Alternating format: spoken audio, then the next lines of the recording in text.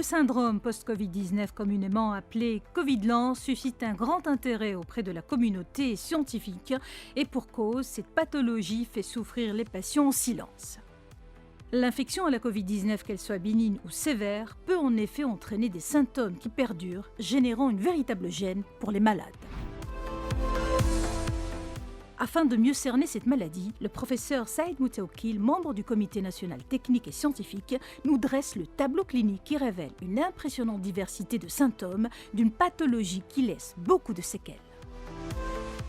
Le Covid long est une entité qui a été décrite au cours de cette maladie depuis l'apparition de la pandémie et il touche à peu près 20% des malades après 4 semaines de maladie. C'est-à-dire que c'est des malades qui sont guéris de la maladie et qui vont présenter quelques symptômes. Et puis, au-delà de 5 mois à peu près, c'est 10% qui vont garder encore ce qu'on appelle des séquelles qui rappellent le Covid long. C'est des malades qui vont présenter des signes d'asthénie, de fatigue générale. C'est des gens aussi qui vont avoir des difficultés respiratoires, qui vont être dyspnéiques, ils n'arrivent pas à respirer normalement. C'est des gens aussi qui peuvent avoir d'autres signes comme l'anosmie, la persistance de l'anosmie, de perte de l'odorat.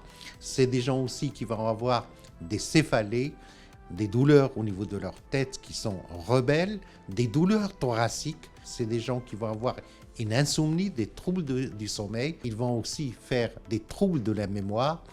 On peut avoir aussi des signes digestifs à type de nausées persistantes, de vomissements, de diarrhée. C'est des signes assez généraux au niveau de l'organisme et au niveau aussi du bien-être mental de ces malades-là. Certes, on ignore encore les causes réelles de tels troubles, mais une prise en charge multidisciplinaire du malade s'impose, à commencer par établir le bon diagnostic. La prise en charge, elle est multifactorielle, dans la mesure où il faut d'abord diagnostiquer ce Covid long par un médecin traitant, et ce médecin traitant, il va colliger tous les symptômes que peut avoir le malade, il va faire ses bilans biologiques, notamment sérologiques. Une fois que ce bilan biologique et clinique établi, il va s'aider aussi par des avis de médecins spécialistes. Est-ce qu'on peut garder des séquelles ? Il y a des malades qui gardent encore des séquelles sur le plan psychologique, parfois sur le plan fonctionnel, dans la mesure s'ils ont fait un accident vasculaire cérébral, donc ils auront soit des hémiplégies, soit des paralysies faciales, soit des troubles de la statique elle-même. Ils peuvent avoir aussi des séquelles, on en a parlé, sur le plan pulmonaire, avec un syndrome restrictif, c'est-à-dire que c'est des malades qui vont avoir une altération de leur fonction respiratoire, et surtout des séquelles psychologiques au niveau de leur vécu, leur stress, et c'est des malades qui vont avoir des symptômes qui peuvent approcher le burn-out. C'est des malades qui vont être fatigués tout le temps. Voilà un petit peu les séquelles, en résumé, les séquelles qu'ils peuvent avoir. En France, l'Assemblée nationale a adopté le 17 février 2021 une résolution reconnaissant les malades souffrant de symptômes prolongés du SARS-CoV-2. Dès lors, le Covid lent est considéré comme une maladie. Mais qu'en est-il du Maroc ? Le professeur Saïd Moutaoukil nous explique l'approche du Comité national technique et scientifique concernant le syndrome post-Covid. Pour le Covid long au Maroc, c'est une entité qui existe. Au niveau du comité, ça a été discuté aussi et il va y avoir un plan national de prise en charge de ces malades, de ces séquelles. Et dernièrement, la Société marocaine des maladies respiratoires a réservé ses journées à ce Covid long. Donc, il y a une réflexion à ce niveau-là. La maladie du Covid long, ce n'est pas une donnée de l'esprit, c'est des séquelles qui peuvent toucher à long terme 10% des malades qui ont fait déjà la maladie du Covid. Ces malades-là doivent être pris en charge sur le plan médical, sur le plan psychologique et aussi sur le plan social. Nous sommes à présent dans le cabinet du docteur Hafsa Aboulfaraj, psychiatre et psychothérapeute. Dans le traitement du Covid lent, l'accompagnement thérapeutique et psychologique est plus que jamais nécessaire. Les patients qui affluent au cabinet n'ont qu'une seule idée en tête, trouver une solution à leur détresse psychologique. Ils veulent mettre un nom à leur mal-être et surtout comprendre pour mieux gérer, entre autres, le stress et l'extrême fatigue. On a 60% des patients qui ont au moins un symptôme et qu'il y a même 25% qui ont au moins 3 symptômes. Alors imaginez que vous avez l'un ou plusieurs de ces symptômes, que vous faites des examens et que tout est normal. Qu'est-ce que vous allez ressentir? C'est-à-dire, c'est des examens, malgré des examens normaux, les patients ont des symptômes et ils en souffrent. C'est-à-dire, c'est des patients qui ne comprennent pas ni ce qu'ils ont, ni pourquoi, ni pendant combien de temps ça va durer. L'incertitude, elle est là. Et l'incertitude est la source essentielle de l'anxiété. C'est la première source d'anxiété, l'incertitude. Donc, surtout chez des personnes qui sont vulnérables ou qui ont des facteurs plutôt de prédisposition, c'est le début de l'apparition de troubles anxieux-dépressifs. Partant du constat que le diagnostic à lui seul ne suffit pas, Dr Aboul Faraj met l'accent sur l'importance de l'écoute. Pour elle, chaque personne a sa spécificité et la souffrance n'est pas forcément la même. Dans mon cabinet, donc la prise en charge du patient, elle est individualisée. Ça veut dire qu'on fait un entretien psychiatrique qui est centré sur l'individu. L'individu, c'est-à-dire qu'on doit comprendre sa souffrance. Et il faut surtout les rassurer et leur apprendre surtout à s'autogérer. C'est-à-dire que leur apprendre à gérer les symptômes par des techniques de relaxation, des techniques de méditation, des techniques de respiration et si besoin par un traitement médicamenteux et leur expliquer comment on établit le diagnostic et les différentes études qui sont faites. Les patients du Covid long se sentent souvent incompris dans leur combat contre la maladie. Et c'est là où intervient l'entourage, en premier lieu la famille. Son soutien est primordial dans le processus de guérison. J'insiste sur une seule chose, première chose, il faut accepter de demander de l'aide. Il faut demander de l'aide. Et la première chose, c'est consulter chez un spécialiste donc pour pouvoir comprendre ce qu'on a et aussi passer le message aux familles pour qu'ils comprennent ce que nos patients ressentent. C'est-à-dire, la plupart de nous ont déjà eu donc le Covid-19, on comprenne la souffrance, on comprenne ce que ressentent nos patients. Donc, les symptômes, ils sont là. Les patients les ressentent, ils sont réels, ce n'est pas des caprices. Et il faut les comprendre, il faut les soutenir et il faut surtout un accompagnement psychologique tout au long de la prise en charge. Si Mohamed Lebdawet remonte le temps pour nous raconter son calvaire avec la Covid-19, qui est devenue par la force des choses une vraie leçon de vie. 1 mois et demi sous respiration artificielle, une fièvre qui atteignait les 41,5 degrés pendant de nombreux jours, un lourd traitement. Si Mohamed, ex-banquier, a mené un combat de guerrier pour venir à bout du virus, non sans séquelles. J'ai contracté le virus une première fois en novembre 2020. Je viens d'ailleurs de faire le sinistre anniversaire le 3 novembre.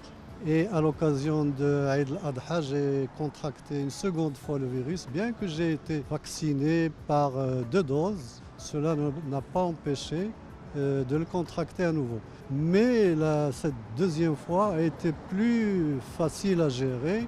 De première maladie, j'ai contacté un pneumologue parce que je ressentais toujours des problèmes de l'essoufflement. Je ne pouvais plus monter les escaliers, je ne pouvais plus marcher. Donc j'ai contacté un pneumologue et c'est lui qui m'a diagnostiqué les séquelles d'un Covid long.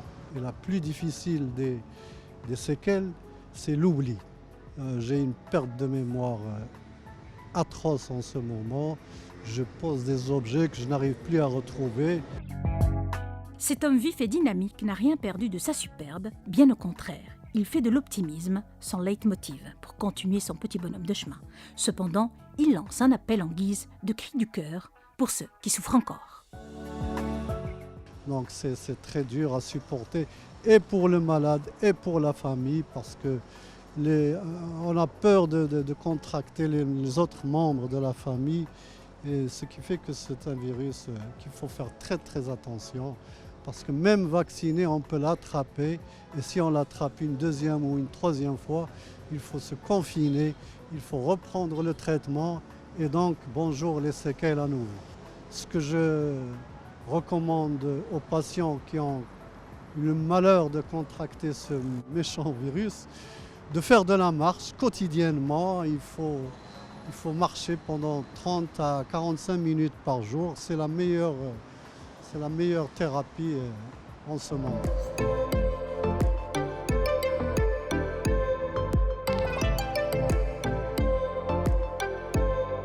Direction Rabat à présent pour rencontrer Ahmed Amin Laoumri, professeur de médecine physique et de réadaptation au CHU Mohamed VI d'Oujda et à la faculté de médecine. Là encore, c'est un témoignage saisissant que va nous livrer le professeur Laoumri, qui endosse pour l'occasion le rôle du patient et non du praticien. J'ai vécu cette expérience en tant que médecin, mais aussi en tant que patient. Et je peux dire que peut-être l'approche n'est pas la même. J'ai passé par une expérience Covid grave avec une hospitalisation en réanimation. Mais alhamdoulilah, j'ai pu, je dirais, grâce à multiples interventions médicales, j'ai pu récupérer toutes mes fonctions. Alors, le vécu au moment de la Covid, c'est un vécu qui est assez particulier. Notamment, il y a le côté bien sûr respiratoire, le côté perte de fonction, il y a aussi le côté psychologique qui est très très très important. Et je dirais, l'expérience avant et après n'est pas la même. Il y a eu une longue phase de réadaptation parce que là, il fallait retrouver mes capacités antérieures. Si l'accompagnement thérapeutique et psychologique est important, la médecine physique et de réadaptation l'est tout autant, car la réadaptation post-Covid trouve toute sa place dans la prise en charge personnalisée des patients. Elle se base sur une réadaptation motrice, un réentraînement à l'effort, une rééducation respiratoire et parfois même olfactive et gustative. Pour faire la part des choses, il faut tout d'abord faire le bon diagnostic, ça veut dire faire un check-up. Voilà. Il y a le Covid. Donc après la période Covid, est-ce qu'on a gardé des symptômes ou des séquelles de cette maladie? Par la suite, notre prise en charge va être personnalisée. Donc il faut savoir ce que c'est au cas par cas. Donc on va en fonction des symptômes ou des signes cliniques et paracliniques qu'on a, du diagnostic, je dirais, fonctionnel. Là, à ce moment-là, on va dire, voilà, pour tel patient, on va faire telle prise en charge. Après la maladie, on a des personnes qui vont perdre leur autonomie ou perdre leur fonction. Il y a des personnes qui vont plus pouvoir, par exemple, faire leur activité sportive d'auparavant. Donc c'est là le rôle du médecin physique pour le médecin physique de réadaptation. Le rôle, c'est d'essayer un petit peu d'élaborer un programme thérapeutique personnalisé avec une équipe multidisciplinaire pour essayer de retrouver une fonction antérieure ou bien récupérer au moins une fonction qui va permettre une certaine autonomie pour nos patients. Le retour à une activité sportive adaptée doit se faire selon un planning et un programme bien défini sous supervision médicale. La marche reste le sport le mieux adapté et souvent le plus préconisé. Le professeur Laoumri, président de l'Académie marocaine de la douleur et des soins palliatifs, nous explique pourquoi. Il y a des tests où on peut quantifier est-ce que ces patients évoluent favorablement ou pas. Alors, d'autres choses, c'est que la marche, on peut non seulement quantifier, mais on peut élaborer un programme thérapeutique pour tout le monde. Quand on parle de marche, c'est pour les patients qui ont la capacité de marcher ou chez qui on va essayer un petit peu de les faire marcher, mais pas pour tout le monde. Donc la marche pour les cas modérés, allégés, c'est une option thérapeutique qui est intéressante, mais on ne fait pas que la marche. Donc, quand on parle de réadaptation, il y a d'autres façons de faire, notamment l'utilisation d'autres moyens, notamment la bicyclette ou d'autres moyens thérapeutiques. La finalité de la médecine physique de réadaptation est de donner une autonomie au patient et surtout lui permettre de retrouver ses capacités fonctionnelles antérieures. La réadaptation physique est une voie vers la guérison. Actuellement, il y a dans le monde entier, il y a une recrudescence de l'intérêt de la réadaptation post-Covid. Et actuellement, au Maroc, on a des médecins physiques de réadaptation un peu, je dirais, presque dans toutes les régions. Et là, j'invite les personnes ayant un souci thérapeutique ou un souci diagnostique en post-Covid à consulter un médecin physique de réadaptation pour avoir une idée générale, un diagnostic fonctionnel, donc une idée sur la fonction, mais aussi pour orienter la prise en charge thérapeutique de ces patients, notamment en matière de réadaptation. Les patients qui souffrent de symptômes persistants du Covid lent appellent à être plus compris et mieux soignés, d'autant plus que le syndrome post-Covid est désormais reconnu par l'Organisation mondiale de la santé. Le maître mot pour vaincre la fatigue extrême est de s'économiser, à savoir éviter le stress, se reposer le plus possible, continuer à avoir une activité physique mesurée et opter pour une alimentation diversifiée et saine.